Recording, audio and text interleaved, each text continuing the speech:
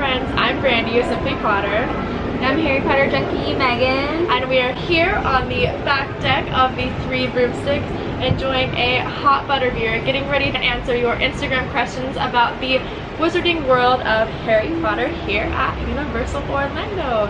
Be sure to check out Megan's Instagram if you want to see all of the photos from our trip, and be sure to subscribe to the channel if you want to see other Harry Potter videos that will be coming out from this weekend. Alright, which question should we start with? Favorite thing to eat? Okay. Favorite thing to eat. What's your favorite thing to eat? So my favorite thing to eat in the wizarding world is going to be a dessert, and I am obsessed with the peppermint toads.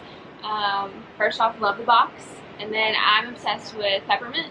And then with the peppermint toads, they come in these little perfectly shaped bite-sized pieces. So you can kind of snack and then go ride a ride, snack and whatnot. So I like how they carry throughout the park. So that's my favorite. Yeah, that's smart, because there's not a lot of times you actually sit down to eat because you're doing things all day long.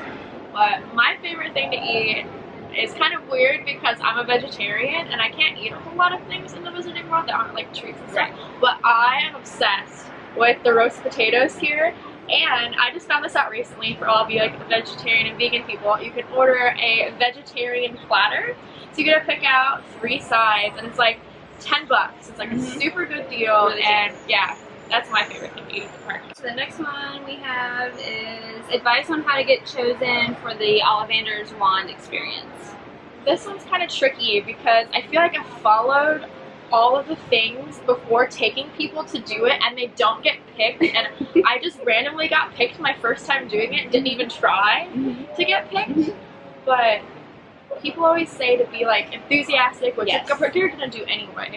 Like going into Ollivander's and seeing it for the first time. But like, another one would be if you're walking by the experience and you see the line, if you go inside and you don't notice a kid in the show. If you're an adult, you're more likely to get chosen. If there's a kid, 9 times out of 10, they're going to get picked just because they're at that Harry Potter age. So definitely scope out the group, and then try to stand in the front and like smile and just like pretend like you were absolutely blown away. Yeah, that's how I got chosen. Yeah. And then my husband, we had to literally do it 3 times in a row. So I think Ollivander, he was probably like, oh my god, can we get these people to go away? So he got chosen that way, so you can be persistent. That's a way. Come dressed up in Harry Potter garb. Like if you come in a costume, there's a good chance you're gonna get picked. Yes, just for sure. And even if it's not a costume, like your house shirt, like a hat, scarf, gloves, like a cute skirt that's Harry Potter all over it. Deck full out and all your Harry Potter gear. And if it's your birthday, or you're here for a honeymoon or anniversary or whatever, your first time even, I think you get first time buttons, right? Yeah, stop by guest services on your way in and get a button, and they'll see that you're celebrating a certain event, and to make that event more magical, you might actually get picked. Yes. And if you already have a wand and you're trying to get chosen for the wand show, hide your wand. Like that's just kind of an obvious thing. Like they're not going to choose you if you have your wand in your hand. True. Very true. I didn't even think about that. That's a good one. Alright, so the next one is going to be pricing for a day pass versus a weekend pass. Yes.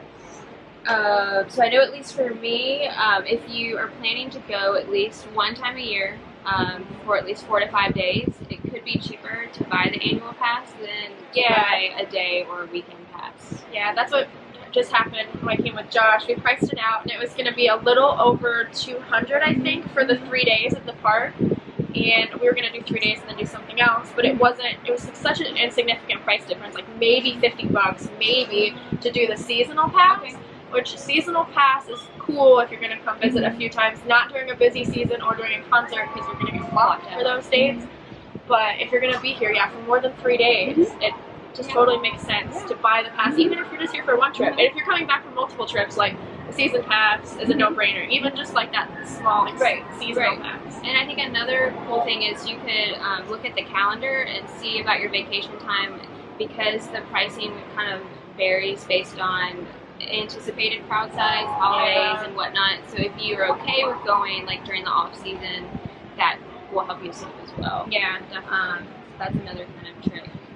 But I'm all for it. Get the annual pass. Yes. And then only if you're going one time, you can do a payment plan if that's what you're worried about budget wise. Yeah. You can put up front and then pay monthly if you want to save that way. So yeah, and if you get more than just the bottom pass, you get all of these perks that go along with your card, which you pay for in the end. Like I started off with just the seasonal pass, like the low tier one, because I live in Colorado. I'm like, oh, I'm probably not going to go out too much. I'm here like all the time now.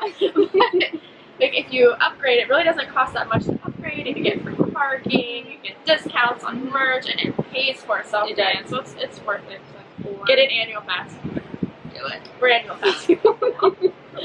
Alright, so the next one is Diagon Alley and Hogsmeade. Are they two different parks?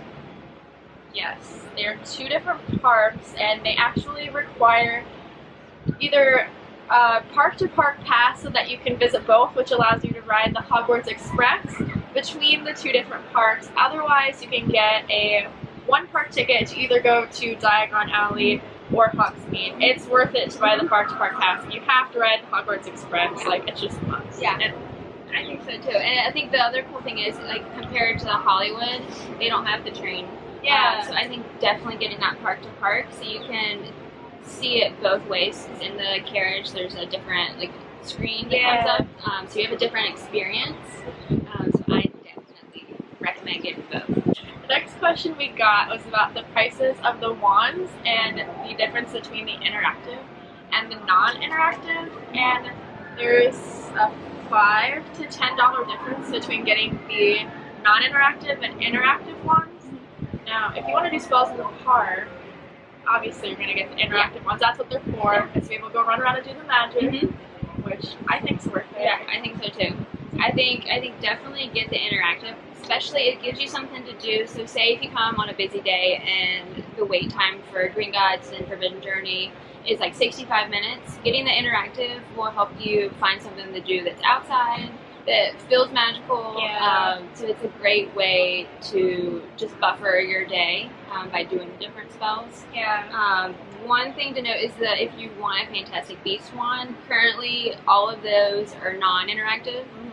So if you're more collecting, that's probably going to be your jam. But if you're totally bent on getting a Fantastic Beasts wand, you're going to save money, but you're not going to be able to do the spells. So as long as you have somebody in your group that has an interactive, totally get one of the Fantastic Beasts ones. They're really cool. Yeah, they're really cool, and I don't know if they'll have them forever. Yeah. I've asked a bunch of the team members here if they're going to do interactive in the Fantastic Beasts, and no one will give me an answer. So fingers crossed that they'll do them, but I'm definitely all for interactive. Yeah, the only reason I haven't gotten an interactive one is when I'm doing cosplay, because they have a little knob at the end when they're interactive, which you wouldn't need necessarily if you're just putting it on a shelf or using them to dress up. Otherwise, go for the interactive. They're really, really so worth it. Alright, so the next question is, can you trade your Chocolate Frog cards? Yes, you can. A lot of people, I don't think, really do. Just maybe kind of. So if you go and buy your Chocolate Frog card at Honeydukes or Sugar Plums, I think are the only places you can get them. If you're desperate, you can do the gift shops around the park. But I think for the experience, I think those are going to be the only two in the park stores. And those are where you'll trade your cards as well. So if you open your Chocolate Frog right there in the store and get a card that you don't want, you're going to go up to the counter, and behind there they keep a little box of all of the cards that people come in and trade. They don't have every card available all the time because it's on a trading system only, so I wouldn't bank on any of the new ones being there. If you want to switch houses, like switch Godric for Ravenclaw, you're pretty much going to be able to do that. I don't know about you guys, but I get him all the time. And you're definitely, you have the most like trading house founders. And I've asked a couple of team members, and every single person I've asked they've never been asked to trade Dumbledore, so that's going to be a hard one to get. I think I would trade, I want as many Gilderoys as I could. I think that would be my goal. And when they come out with the Chocolate Frogs for the first time, they put little stickers on them for about a week, and so you know those when they come out, but they come off really quickly, and they don't really make it in the box for a while after they come out. So I wouldn't bank on ever like being able to trade any of those new cards. Like go buy them if you can. Why they have the sticker on them. And they even started. I know in Honeydukes still put them in a special stand. So that you know, and then like with it reminds me of Willy Wonka, like having the little golden ticket, but instead you have the golden. I mean, it's kind of cheating because they put the golden like sticker on the outside, but it's still fun. I think it's fun looking for them. Last question that we have time for today is: if you buy a wand, does it come with the Ollivander's bag and a map? And yeah, they do. So I think the only way, I've never tried to go in and get a bag without a map. I don't know if they would give you one, but they're sized for the boxes, so they do come with the wands, and they're what you get to carry them around with. Yeah, and then you have a map. And then I have a map, and as you can tell, I've used it. So it's really cool. So what I did, my first wand, I actually made a shadow box, and I took this and used it as the back of the shadow box. But it's cool. It's got both parts. It shows you how to do them, where to look for them. It's really fun. Yeah, and there are a couple of spells inside of Diagon Alley that are on this map, and we made a video showcasing those. So be on the lookout for that.